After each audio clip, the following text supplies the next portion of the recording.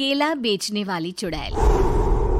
एक बार की बात है, जादूपुर नाम के एक गांव में करतब दिखाती एक औरत एक रेड्डी के लिए गांव में आती है।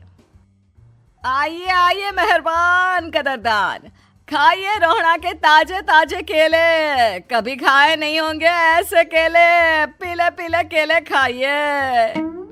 ये कहकर रोहड़ा हाथों में 4 केले लिए उन्हें सर्कल में जोर जोर से हवा में उछालती हुई करतब दिखाती है, जिसे देखकर आसपास के सारे बच्चे अपने अपने मम्मी पापा से उस औरत के पास जाने की जिद करने लग जाते हैं।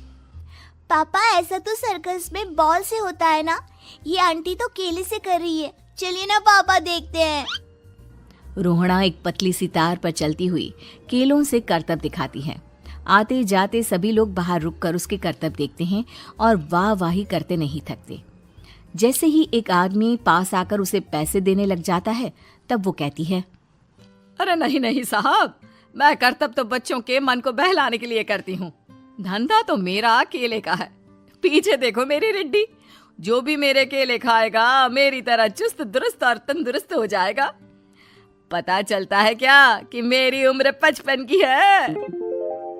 अरे पर ऐसे ठंड के मौसम में कोई केला क्यों खाएगा? ये ऐसे वैसे केले नहीं है साहब, ये शरीर में गर्मी देते हैं। ठंड को दूर भगाए जो भी रोहिणा के केले खाए। पापा, अगर मुझे केले नहीं मिले तो मैं घर नहीं जाऊंगी। तभी उसके पापा कहते हैं कि बेटा, केले ठंड में कभी गर्मी नहीं देते। ये सब कहने की बातें हैं, सामान बेचने का तरीका है इनका। पर पिंकी नहीं मानती। मैं केले खाऊंगी। पिंकी की जिद के आगे नत्थू हार जाता है और उसे केले खरीद कर दे देता है। पिंकी खुश होकर केले घर ले आकर खाती है। अब मैं भी करतब करूंगी, कितना मजा आएगा। जादुई केले। पिंकी पहला केला खत्म भी नहीं करती कि वो बेहोश हो जाती है। दूसरे केले से एक काला धुआं आता है और रोहड़ा चुड़ैल बनकर बाहर निकल आती है। मेरे भूतिया केले बच्चे न खाए, ऐसा हो ही नहीं सकता।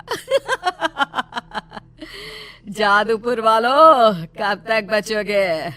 आ गई हूं मैं रोहड़ा, जिसका कोई नहीं कर सकता सामना। रोहड़ा पिंकी को गोद में उठाकर काले धुएं में कहीं गायब हो जाती है। शाम के वक्त नत्थू घर लौटता है और पिंकी को घर में ना पाकर उसकी माँ से कहता है, माँ पिंकी कहाँ है? अरे बेटा, उसे तो तू सुबह करतब दिखाने ले गया था ना, फिर कहाँ वापस आए तुम दोनों? मुझे लगा तू उसे अपने साथ मंडी ले गया होगा। हे भगवान, मेरी बच्ची कहाँ गई? मैं उसे घर ही तो छोड़कर गया था माँ। नत्थू गांव के घर कोने में अपनी बेटी को ढूंढता है, पर उसे वो कहीं नहीं मिलती। परेशान होकर आके रो रो कर नत्थू हिम्मत हार कर घर लौट आता है। अगली सुबह रोहड़ा फिर से करतब दिखाने आती है और इस बार पिंकी की तरह रोनी केले खरीद लेता है। 50 रुपए दिए थे पापा ने, सारे पैसों की मैंने केले खरीद लिए हैं। अब मैं भी आंटी की तरह ही करतबबाज बन जाऊंगा। यही सोचते हुए रोनी केले खाता है और पहला अकेला केला आधा खत्म भी नहीं करता कि चुड़ैल उसके सामने आ जाती है। मेरे साथ चलने का समय आ गया है रोनी। ये तो बस शुरुआत है। अब इस गांव के सारे बच्चे धीरे धीरे मेरे कब्जे में होंगे, एक बच्चा भी नहीं बचेगा। ये कहकर रोना रोनी को गोद में लेकर काले धुएं में अदृश्य हो जाती है। इसके बाद हर रोज गांव में से कोई ना कोई बच्चा गायब होता, पर ऐसा क्यों हो रहा है किसी को भी समझ में नहीं आ पा रहा था। रोज की तरह अपनी बेटी पिंकी की तलाश में नत्थू गांव के एक तालाब के पास बैठा रो रहा था। कहाँ गई मेरी पिंकी? शकुंतला के जाने के बाद एक वही तो मेरा सहारा थी। अरे उसकी आत्मा कोस रही होगी मुझे कि मैं अपनी बच्ची को संभाल भी नहीं पाया।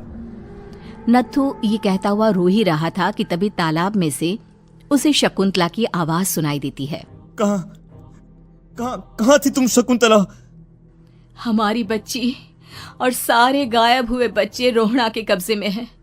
वो बच्चों को जो केले देती है उससे बच्चे बेहोश हो जाते हैं और उसके कब्जे में आ जाते हैं और वो उन्हें ले जाकर काली दुनिया में ले जाती है। पर वो ऐसा क्यों कर रही है?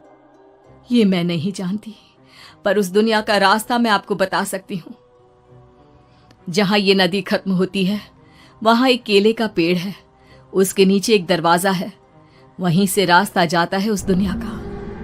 ये कहकर शकुंतला की आत्मा गायब हो जाती है।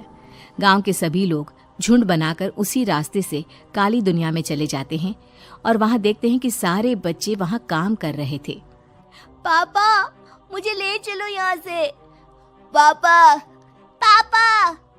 सभी बच्चे अपने मम्मी पापा से लिपट जाते हैं। तो तुम लोग यहाँ तक आ गए?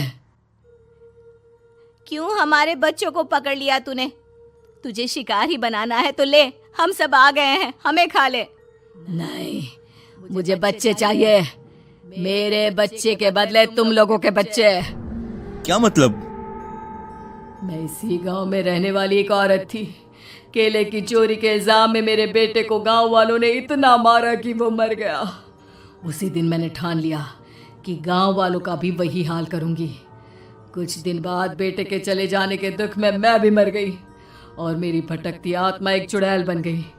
और फिर मैंने बदला लिया तुम सबके बच्चे छीनकर। बर्दाश्त नहीं कर पाए ना? सोचो मुझ पर क्या बीती होगी। हमें माफ कर दो रोना। पता नहीं ये किसकी गलती थी, पर हम सभी माफी मांगते हैं। हमारी खुशियां लौटा दो, तुम भी तो एक माँ हो।